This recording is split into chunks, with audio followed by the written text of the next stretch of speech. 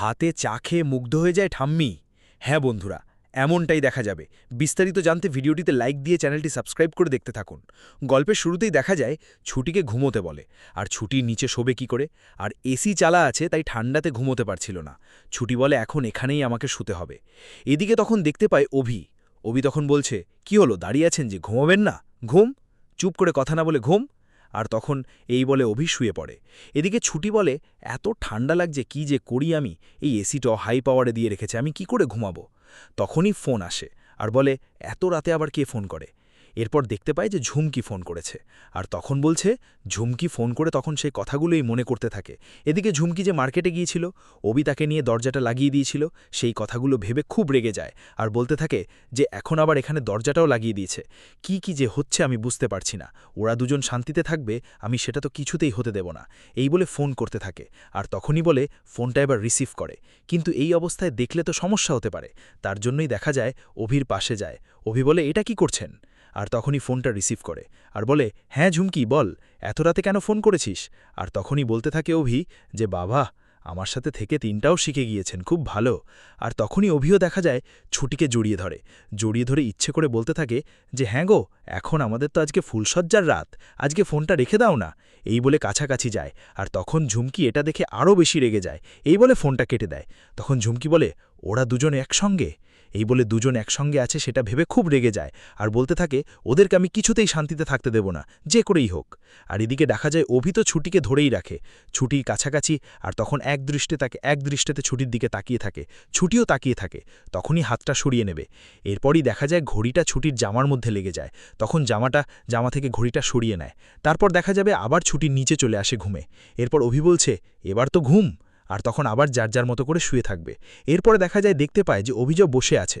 ছুটি আর বলে, কি হলো, এখনও যে বসে আছেন, কি ভাবছেন, ঘুমাবেন? ঘুম?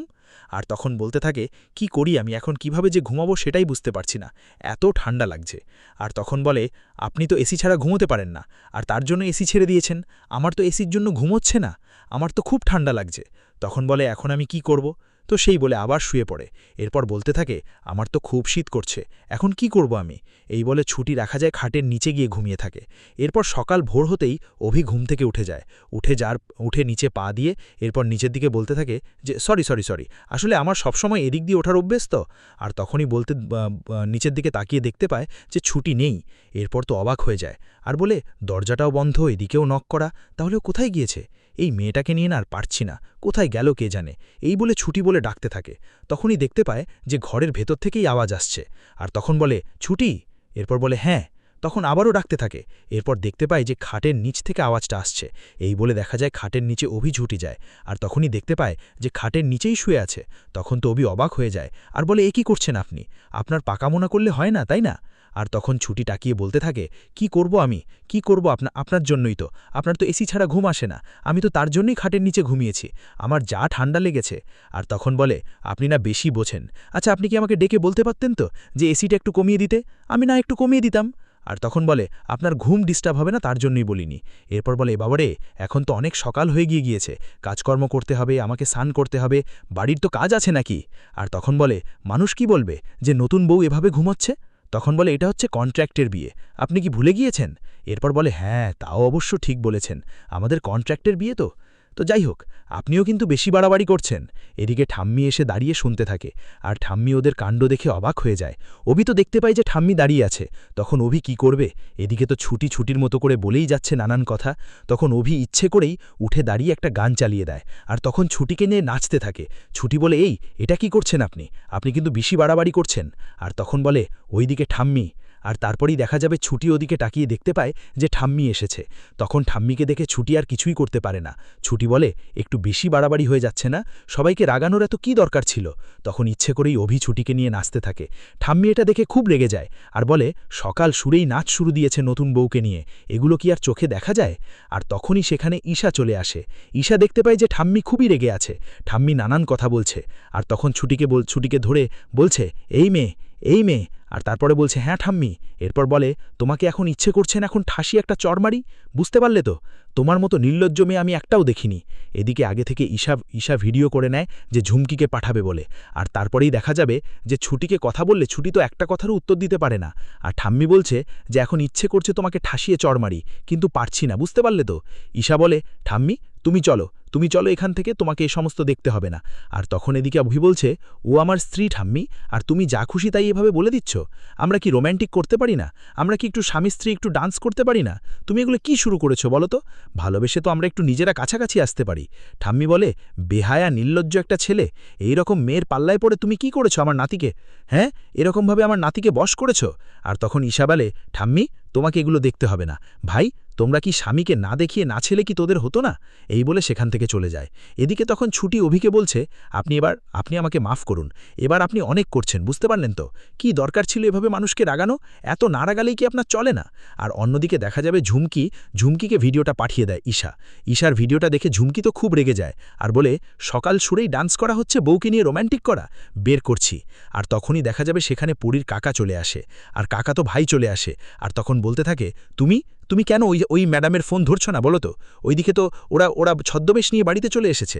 আর তখন কাকিমণি বলছে তুমি ওদেরকে চিনতে পারছো না? তুমি নাকি একটা লটারি ড্রতে জিতে গিয়েছো, ওরা তো সেই পুরস্কারটাই দিতে এসেছে। তখন তো ঝুমকি খুব খুশি হয়ে যায় আর বলে আপনারা বসুন, আপনাদের জন্য জলখাবার নিয়ে আসি। এই বলে জলখাবার নিয়ে আসতে যায়। তখন ঝুমকি বলছে কি পুরস্কার এনেছেন দেন তো বের করে। আর তখনই বের করে একটা পিস্তল বের করে মাথা ঠেকিয়ে বলতে থাকে এটা দিয়ে দেবো নাকি এখন শ্যুট করব, একদম শেষ করে দেব।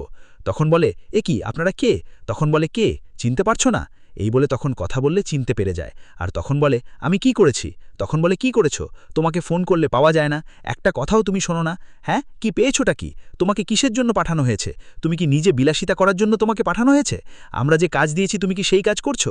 আর তখন বলে হ্যাঁ, আপনাদের কথা অনুযায়ী তো আমি কাজ করছি। এরপর বলে কাজ করছো ভালো কথা, তাহলে ফোন কেন ধরছো না বলো তো? তখন অনেক কথা শুনিয়ে দেয়, অনেক কথা শুনিয়ে সেখান থেকে চলে যায়। তারপরে কাকিমণি শরবত নিয়ে আসে। এরপর জিজ্ঞেস করে যে ওনারা কোথায়? ওনারা চলে গিয়েছে। আর তখন বলতে থাকে যে আসলে ওনারা ভুল করে আমার কাছে চলে এসেছে, তার জন্য ওনারা চলে যায়। এরপর কাকিমণিকে কোনো রকম ভুল দেয়। তখন ছুটি জুস খেয়ে নেয়। আর তারপরে দেখা যাবে অন্যদিকে রান্নাঘরে গিয়েছে ছুটি অভির মায়ের সাথে। আর তখন রান্নাঘরে গিয়ে সমস্ত কাজ করে নেয় আর চা বানিয়ে নেয় সকলের জন্য। ছুটির অভির মা তখন বলছে মা তুমি কি করেছো? তখন বলে আমি রান্না করলাম, আপনি দেখলাম ঘুমোচ্ছেন, তাই আর ডাকিনি, ভাবলাম এত কাজ করেন একটু ঘুম আপনি, তাই আর ডাকিনি, আমি চাটা করে নিয়েছি যাতে করে আপনি একটু ঘুমোতে পারেন। তখন অভির মা খুব খুশি হয়ে যায় আর বলতে থাকে লক্ষ্মী মেয়ে। আর তখন বলে আজকে আমি চা বানিয়েছি, সবাই খাবে তো? তখন বলে আজকে তোমার বানানো চাই আমি সকলকেই খাওয়াবো, কিন্তু এই ব্যাপারটা ওকে এখন বলা যাবে না, ঠিক আছে আমি নিয়ে যাই। আর তখনই দেখা যাবে চা বানিয়ে ছুটি অভির মাকে প্রথমত দেয় আর বলে আপনি চা খান। তখন বলে আমাকে? এরপর বলে আমি তো দেখেছি যে প্রথম আপনি সবাইকে চা বানিয়ে দিয়ে আসেন, সবাইকে খাবার বানান। ওদিন যখন আমার খিদে পেয়েছিল আপনি কি করে বুঝতে পেরে গিয়েছিলেন যে আমার খিদে পেয়েছে? আপনি কিন্তু আমাকে খাবার দিয়েছিলেন, খেতে বলেছিলেন, তেমন আমিও তো আপনার দিকটা বুঝি। আর তখন বলে লক্ষ্মী মেয়ে। তারপর বলছে আচ্ছা জুস নাও তো, জুসটা বানাতে হবে। তখন জুস বানিয়ে রাখে আর সেটা ঢেলে এরপর সবাই কাছে নিয়ে যায়। এদিকে ঈশা সবটা দেখে নেয় আর বলে তুমি তোমার বৌমাকে কাছে টেনে নিয়েছো তো, আর ওকে সবার কাছে তুমি জুস বলো খাওয়াবে, চা খাওয়াবে, আমি দেখি এটা কি করে হয়। তখনই দেখা যাবে জুস বানায় আর জুসটা নিয়ে অভিকে দেয়। অভির মা তখন জিজ্ঞেস করে যে জুসটা কেমন হয়েছে? তখন বলে জুস তো তুমি প্রতিনিয়তই আমার জন্য বানাও, আর তোমার হাতের রান্না তো ভালোই হয়। তখনই দেখা যাবে ঈশা সবটা বলে দেয়। সবটা বলার পর ঠাম্মি তো রেগে গিয়ে বলতে থাকে এই চা আমি খাবো না, কিছুতেই খাবো না। আর এদিকে অভি তো প্রশংসা করতে থাকে যে জুসটা তো খুব সুন্দর হয়েছে মা, তোমার মতোই হয়েছে। আর তারপর ঈশা সবটা বলে দেওয়ার পর ঠাম্মিকে রেগে গেলে হাত জোর করে ক্ষমা চায় ছুটি তখন বলে আমি আর কখনো এমনটা করব না, আজ আমার জন্য সবার খাওয়া হবে না সেটা আমি মেনে নিতে পারবো না, প্লিজ আপনারা খেয়ে নিন। এরপর ছুটির কথাই ঠাম্মি খেয়ে নেয়। তো